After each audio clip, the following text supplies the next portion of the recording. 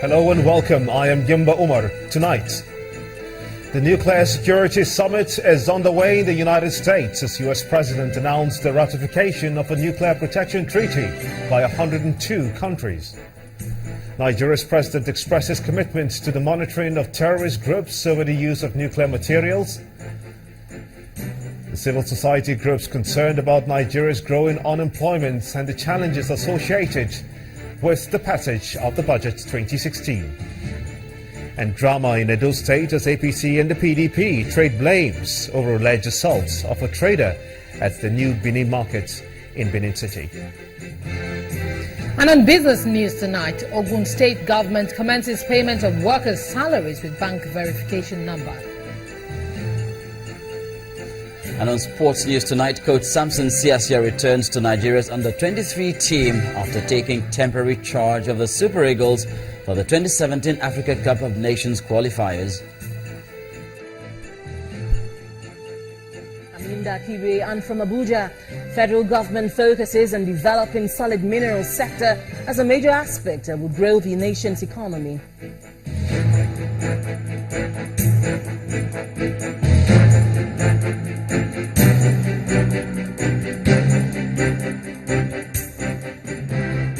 We begin tonight from Washington, D.C., where the president and other world leaders are set to monitor activities of countries perceived to be abusing the use of nuclear technology.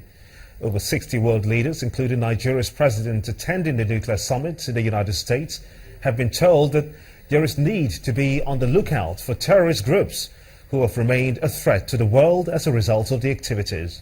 US President Barack Obama, at the opening of the nuclear summit today, also said that the Americans are prepared to pioneer the vigilance on nations such as Syria, Iran and North Korea. Our presidential correspondent Chukwuma Onokusi reports. The Nuclear Security Summit attracts world leaders as they converge on the Walter Washington International Conference Center. President Muhammadu Buhari is leading the Nigerian delegation and is seen here exchanging banters with other world leaders. The large turnout is because of the importance of the issue of nuclear energy to world peace. While some nations of the world are said to be employing nuclear energy for development purposes, others are using it to pose a threat to the collective security of the world. And this is of serious concern to President Obama and the Prime Minister of Netherlands. There is no doubt that if these madmen ever got their hands on a nuclear bomb or nuclear material, they most certainly would use it to kill as many innocent people as possible. And that's why our work here remains so critical. The single most effective defense against nuclear terrorism is fully securing this material so it doesn't fall into the wrong hands in the first place. This is difficult. At hundreds of military and civilian facilities around the world, there's still roughly 2,000 tons of nuclear materials, and not all of this is properly secured. And just the smallest amount of plutonium, about the size of an apple, could kill and injure hundreds of thousands of innocent people. It would be a humanitarian, political, economic, and environmental catastrophe. The material that is out there is being made more secure as more countries turn the IAEA's recommendations into national legislation. Since the The Hague Summit, 37 have committed to doing so. Most recently, Jordan and China. President Buhari sends in a statement pledging Nigeria's continuous support for multilateral efforts aimed at promoting a common approach and commitment to nuclear security at the highest levels. President Buhari tells the gathering that to enhance nuclear security, Nigeria has reinforced its cooperation with the International Atomic Energy Agency, the United States Department of State's Partnership for Nuclear Security, and the World Institute for Nuclear Security.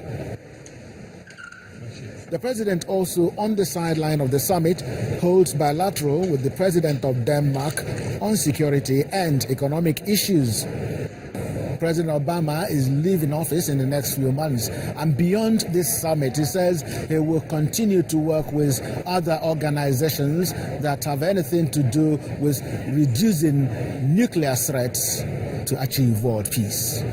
From the Walter Washington International Conference Center in Washington, D.C., Chukwuma Onwekusi, Channels Television News. In the meantime, President Muhammadu Buhari has reaffirmed Nigeria's commitment to the global fight against the threat of nuclear terrorism and other forms of terrorism.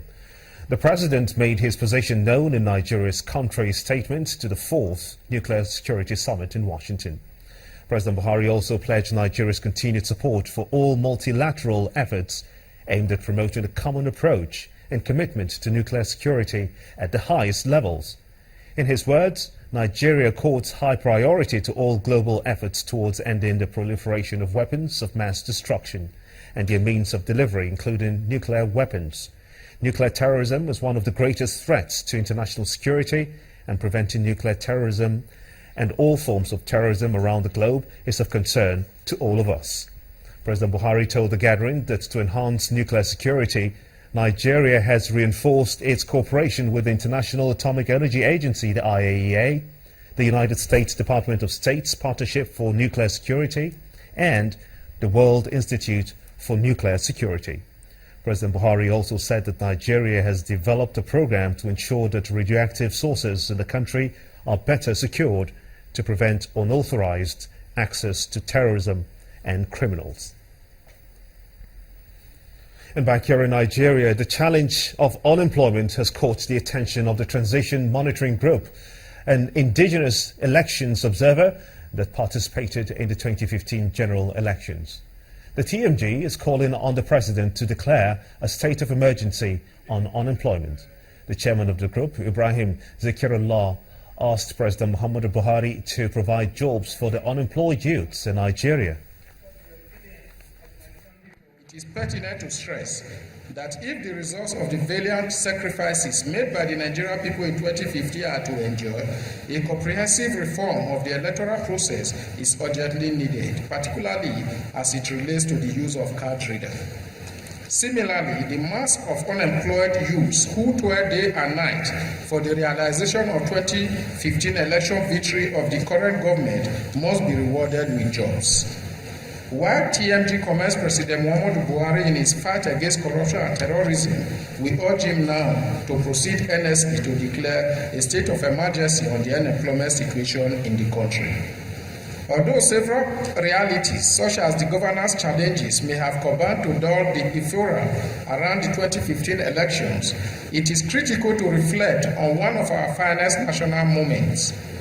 We must ask ourselves important question about the Nigerian people managed to defy the multiplicity of doomsday scenarios to use the ballot box in reclaiming their country from the brink.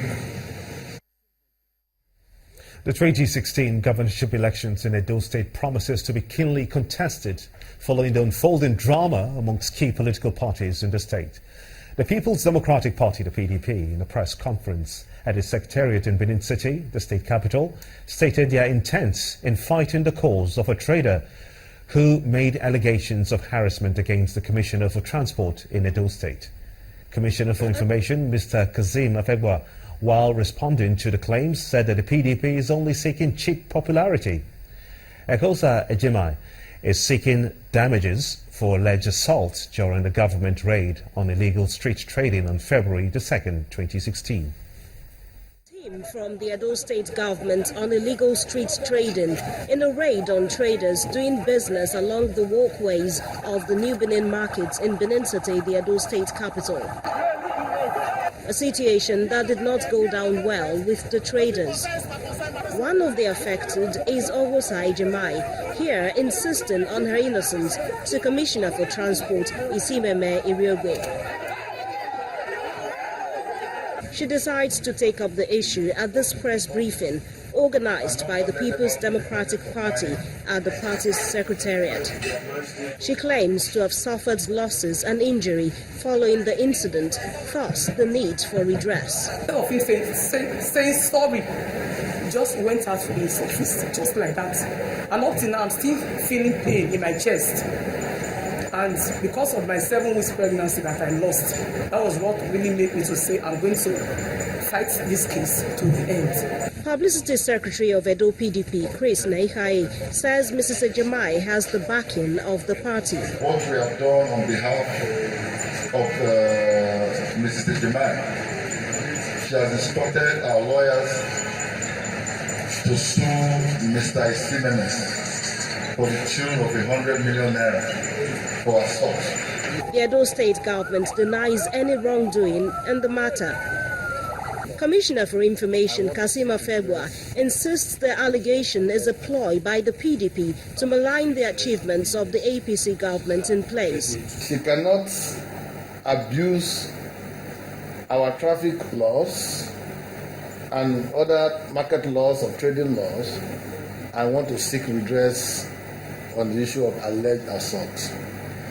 So we thought that issues such as this should have been handled by the police. They will do their investigation and institute a case if actually it was right. But she went to PDP Secretariat.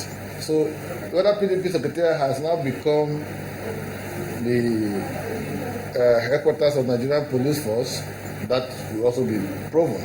The blame game continues as the 2016 governorship election looms. The electorate, however, will be keeping a close eye on every development. And in part two, after the break, we'll be taking you to our Abuja studio for stories on the budget 2016, national security, and on growing the solid mineral sector. Stay with us.